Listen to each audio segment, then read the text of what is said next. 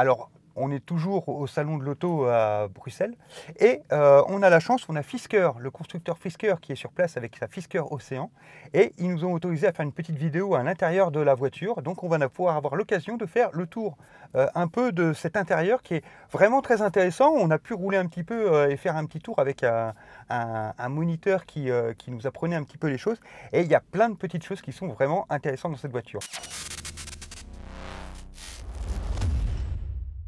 Et surtout les amis, mettez un pouce bleu, abonnez-vous, mettez un commentaire, c'est super important pour la chaîne. Merci beaucoup. Alors on va commencer vite fait par l'avant, on ira faire un tour un petit peu à l'arrière aussi parce qu'il y a aussi des petites choses intéressantes. On va commencer par l'avant avec le poste de conduite. Alors je vous emmène directement avec moi sur le poste de conduite. Alors j'aime beaucoup, on a ce petit écran devant nous avec comment hop là. Alors, il faut avoir la clé en fait. Et la clé ici sur le côté, il faut la mettre, la poser ici, et puis appuyer sur le frein pour pouvoir activer la voiture. Donc là, j'ai activé la voiture. Maintenant, la clé, je peux la ranger. J'en ai plus besoin. Alors, on a un premier petit écran ici devant nous. On ne peut pas changer son interface. La seule chose qu'on peut avoir en plus de ce qui est noté ici, c'est le GPS si on le met, si on l'active. Mais on se retrouve avec ici sur le côté les modes de conduite qui sont symbolisés par des noms un peu différents d'habitude.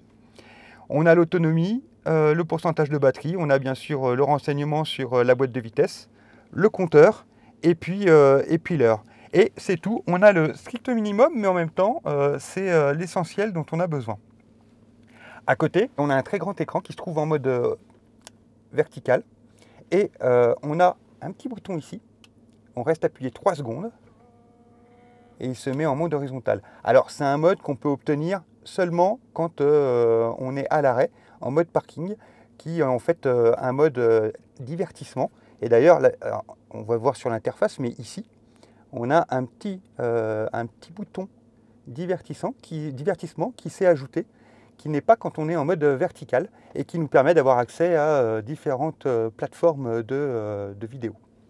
Alors, on va revenir dans le mode vertical. On reste appuyé 3 secondes sur le bouton central et nous voilà de retour en mode vertical. Alors, qu'est-ce qu'on a sur cette voiture? Alors, si je reprends mon poste de conduite, on a un volant. Le volant est assez épais. Mais petit en même temps. C'est assez marrant. Il est épais mais petit. Et on retrouve sur le volant la même chose que d'habitude. C'est-à-dire, on a les différentes commandes ici pour le téléphone et les assistants vocaux. Et puis, de l'autre côté, on a le régulateur de vitesse et les différentes options. Sinon, en bouton, on n'a pas énormément de choses, hein, à part bien sûr les commandos. D'ailleurs, le levier de boîte de vitesse, il se trouve ici. On se retrouve avec simplement des boutons sur la console centrale ici, qui servent principalement pour la climatisation, mis à part ici ce bouton comme on vient de le tester pour pouvoir faire pivoter l'écran. Concernant l'écran d'info divertissement, on retrouve sur le côté différents onglets qui nous permettent de naviguer. Donc là on est sur le général qui nous donne ici la vue des caméras, ici le GPS, là tout ce qui est climatisation, on voit qu'elle est très bien équipée, hein. On a les sièges chauffants sur les 4 sièges, et puis la radio. Et en fait ici, avec les différents modes, on peut changer vers ce que l'on souhaite voir. Alors c'est ici qu'on peut avoir les charges et qu'on peut voir d'ailleurs son trajet. Alors c'est intéressant parce qu'on peut vraiment regarder tout ce qu'on veut sur cet écran grâce à ces simples petits boutons ici. Et donc il n'y a pas de fioriture, hein. On ne va pas voir 36 000 choses. On veut le GPS, on va sur le GPS, on a le GPS. On veut la musique, on appuie sur la musique, on va directement sur la page musique. Il n'y a pas 36 façons de jouer avec les widgets ou d'essayer de changer l'interface, mais finalement, je trouve que c'est plutôt bien, puisque au final, c'est très simple et très facile d'accès. Qu'est-ce qu'on peut dire d'autre? On n'a pas de CarPlay, on n'a pas d'Android Play, alors peut-être que ça viendra dans le futur. Pour le moment, il n'y a pas. Une chose qui est intéressante sur cette voiture, c'est qu'elle est complètement transformable à volonté avec le temps. C'est-à-dire que les mises à jour sont OTA, Mais en plus de ces mises à jour OTA, on peut vraiment avoir des options qui se rajoutent dans le futur de manière très simple et très facile. Donc c'est vraiment une voiture qui va se paramétrer dans le temps, et ce qui fait que d'après le constructeur, son temps de vieillissement sera plus long, parce qu'elle pourra toujours avoir des features dans le futur que d'autres véhicules ne peuvent pas avoir à l'heure actuelle. On va continuer le petit tour, et puis on va regarder un petit peu niveau rangement et choses comme ça. Si on prend la console centrale, on note qu'on a 2 chargeurs à induction. Alors ici, on est encore une fois sur la version haut de gamme. On a un petit rangement derrière l'écran ici. On a les portes gobelets. On a ici, hop, un petit accoudoir. Alors chose sympa, on peut se demander ce que c'est que ça, mais on a une espèce de mini tablette qu'on peut ouvrir devant soi pour poser son ordinateur ou pour poser sa tablette ou poser sa petite nourriture au besoin. Sûrement quand on est en pause ou qu'on est en train de recharger la voiture. Hop, on a un autre rangement sous l'accoudoir central. Hein. Je ne vous ai pas montré, mais dans le centre, on a aussi des petites prises USB qui au final vont avoir peu d'intérêt, puisque vu qu'il n'y a pas le CarPlay ni l'Android, on n'a pas besoin de brancher son téléphone. Et puis on a les chargeurs à induction ici par 2. Donc en théorie, on ne devrait pas avoir besoin vraiment de brancher beaucoup la voiture. Alors, dans cette voiture, elle est bardée de petites options.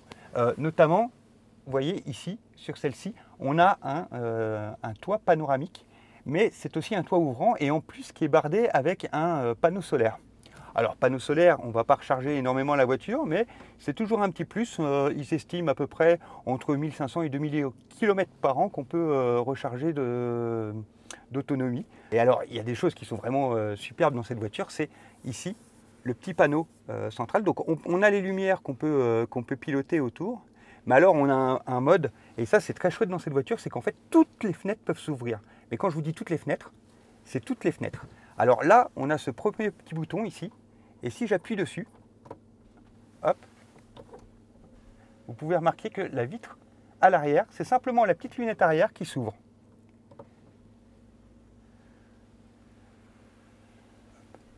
Et on a le bouton ici au milieu. Alors celui-là est très sympa, c'est que c'est le mode Californie, et donc en fait il ouvre l'intégralité des fenêtres de la voiture, y compris le toit ouvrant. Et vous allez remarquer que non seulement il a ouvert toutes les fenêtres, mais il a même ouvert, regardez, les petites fenêtres sur le côté, ici, là-bas, au fond. Et en fait, ça a un mode, je vais refermer parce qu'il fait quand même un petit peu froid. Et en fait, ça, c'est un mode qui est intéressant, c'est-à-dire que ces petites fenêtres, on va pouvoir les ouvrir, et ça s'appelle le pet mode. Pet mode, c'est-à-dire que si vous mettez des animaux dans le coffre, et ben vous pourrez ouvrir que ces petites fenêtres, et ainsi donner de l'air aux animaux. C'est plutôt bien vu, c'est plutôt intéressant, c'est des fenêtres qu'on n'a pas l'habitude de voir s'ouvrir régulièrement.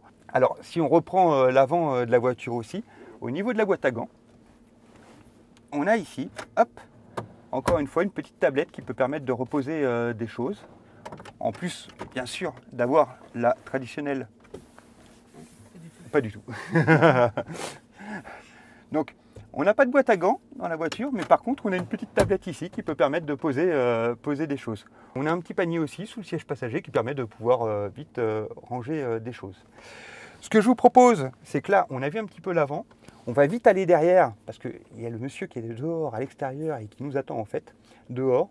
Donc on va vite faire un petit tour à l'extérieur, à l'arrière de la voiture, parce que je vais vous montrer 2-3 trucs qui sont vraiment sympas dans la voiture. Et puis ensuite, on va pouvoir lui rendre la voiture.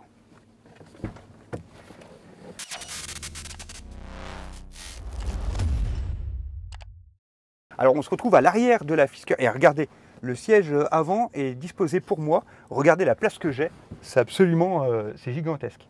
En fait, on va le voir, mais c'est, enfin, on va pas le voir, on l'a vu. Cette voiture, c'est un espèce de Range Rover à l'américaine, et franchement, ça fonctionne très très bien. Regardez, ici, on a un accoudoir central, et moi, c'est ce que j'aime bien dans la voiture. Bon, ici, on ne l'a pas parce qu'il n'est pas allumé, mais ici, on a un petit écran.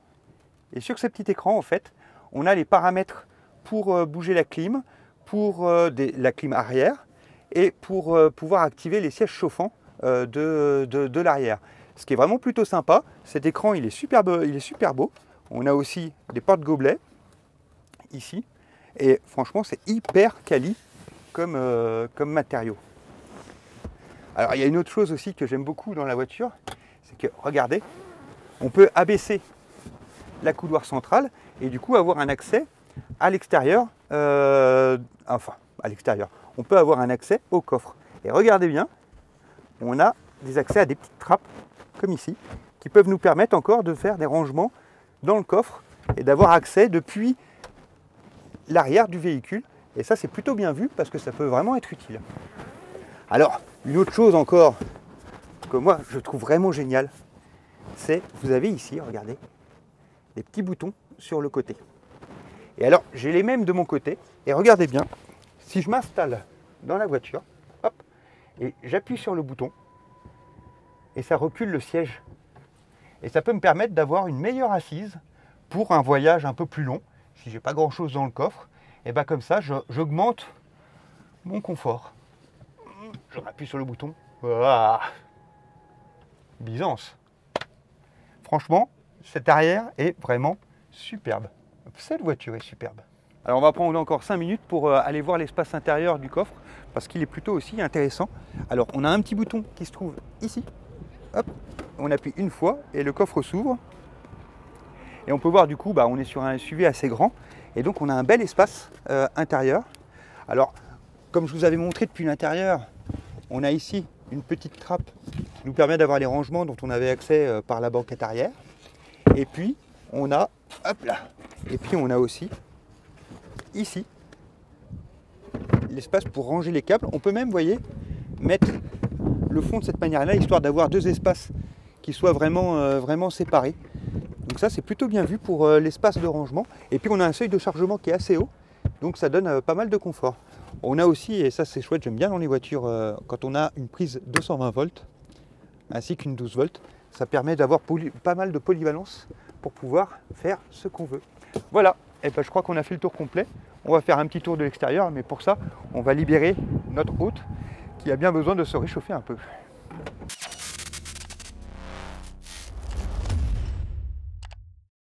Alors on a déjà vu l'intérieur rapide de cette Fisker Océan et maintenant on va regarder un petit peu vite fait l'extérieur. On fait l'inverse de d'habitude, mais là c'est un petit peu exceptionnel avec la présence au Bruxelles Auto Show. Donc on a eu la chance de pouvoir la voir, donc c'est déjà une bonne chose. Donc faisons le petit tour extérieur maintenant. Alors quand on regarde le véhicule, hein, on a vu qu'il y avait beaucoup de place à l'intérieur et d'extérieur, forcément il est imposant. C'est un gros SUV. On est clairement un petit peu sur la gamme d'un Range Rover. D'ailleurs, il ressemble un petit peu, hein, il a des petits côtés un petit peu plus modernes même, je trouve. Je trouve même que c'est un Range Rover un peu amélioré. On a un avant qui est massif, on a ces petits phares ici. Il y a un style américain, mais en même temps c'est une voiture américaine. Donc on retrouve des systémiques de ces contrées-là.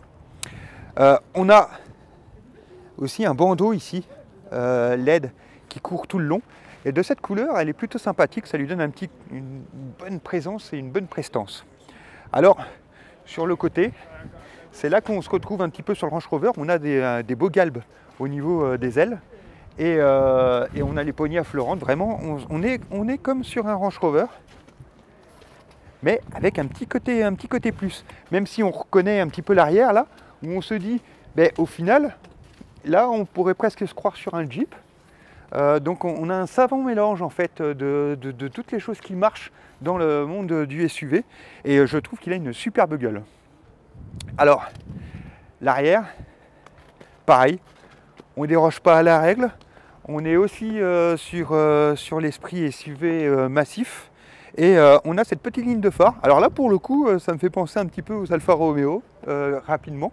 Même si on a aussi l'esprit un petit peu range hein, quand on regarde la finesse des phares. Alors on peut voir ici qu'on a un panneau solaire sur le toit, je ne sais pas si vous le voyez bien. C'est le fameux panneau solaire qui permet de récupérer un petit peu d'autonomie, tout simplement. Alors la voiture, on a la trappe de recharge ici, on a plusieurs motorisations. On a sur cette voiture 3 types de motorisation.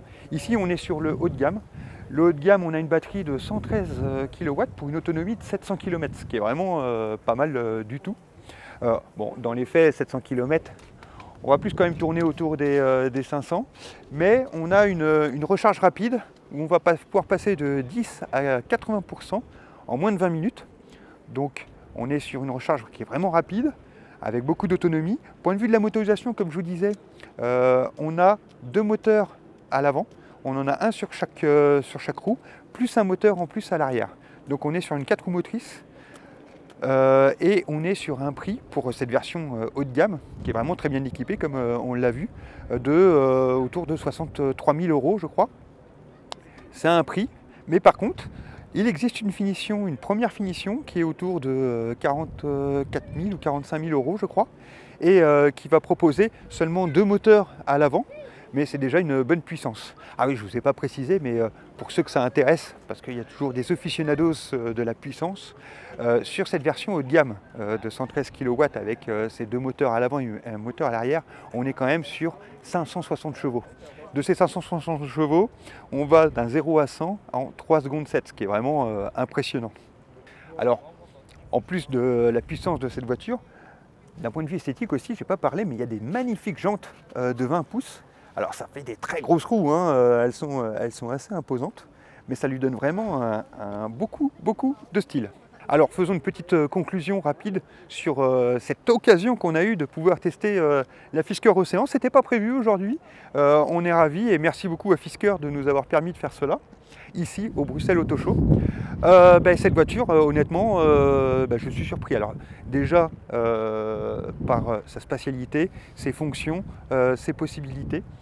J'ai pas parlé, hein, mais si je crois que je l'ai dit quand même, qu'on avait vraiment de grosses possibilités au niveau des options dans le futur de pouvoir l'augmenter et lui donner de futures options très facilement dans le futur. Donc ça c'est vraiment chouette. La chose qui m'impressionne aussi, c'est son prix. Parce qu'au final, pour le nombre d'options qu'elle dispose, le nombre d'astuces qu'elle a, ce prix de 63 000 € pour 113 kW, je rappelle, de batterie, et à un prix, pardon, pas un prix, mais 113 kW pour 560 chevaux, on est quand même sur, et avec une autonomie de 700 km, on est quand même sur quelque chose de vraiment intéressant pour le prix. Alors à savoir qu'elle existe aussi dans une version à 45 000 €. Alors on n'aura pas une batterie de 113 kW, on aura une batterie un peu plus petite, mais qui donnera toujours quand même une autonomie d'au moins et même un peu plus de 400 km, ce qui est quand même assez intéressant, surtout pour le prix et pour le gabarit du véhicule, hein, parce qu'on est largement au-dessus d'un Renault Captur ou quoi que ce soit. Là on est sur un Scénic, je pense, enfin en tout cas on verra quand on aura l'occasion de le voir en vrai. Toujours est-il que du coup là on a un beau Range Rover pour le prix d'une berline électrique bien sûr.